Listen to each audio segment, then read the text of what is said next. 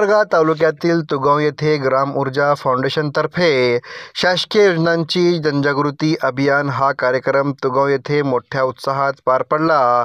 या अभियानात गावातील तब्बल 300हून अधिक महिला सहभागी झाले होते। कार्यक्रमाची सुरुवात प्रमुख पाहुण्यांच्या हस्ते दीप प्रज्वलन करून करण्यात आली।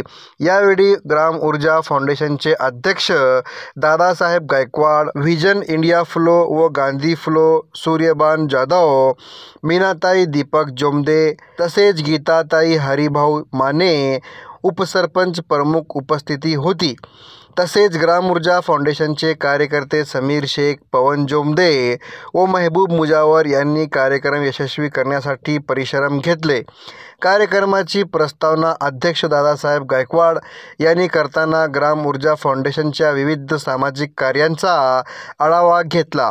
पुढील मार्गदर्शन करताना सूर्यबान जाधव सर यांनी महिलांना विविध शासकीय योजना तसेच त्यांचे लाभ घेण्याची प्रक्रिया व त्याचबरोबर सामाजिक कार्याचे महत्त्व याविषयी सविस्तर माहिती दिली।